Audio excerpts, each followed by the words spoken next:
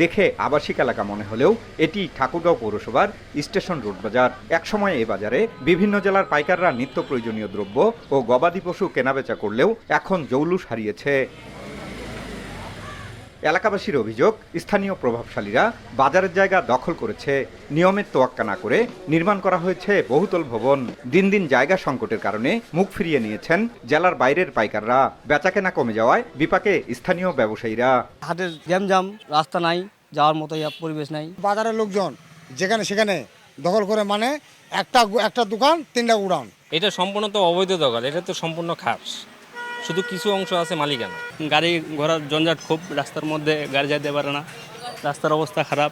বাজার জায়গায় বাজার থাকবে, এখানে আবাসিক ভবন কেন করে উঠবে? অবৈধ স্থাপনা সরিয়ে নিতে এরই মধ্যে পৌর কর্তৃপক্ষ প্রচারণা সহ তালিকা করে কয়েকবার চিঠি দিয়েছে অবৈধ দখলদারদের, তবে তার তোয়াক্কা করেনি দখলদাররা।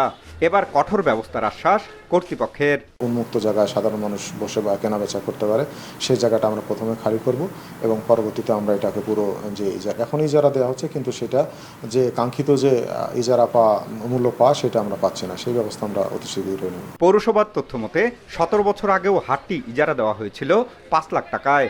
দখলের কারণে তা কমতে থাকায় গত বছর ইজারা দেওয়া হয়েছে মাত্র 70,000 টাকায়।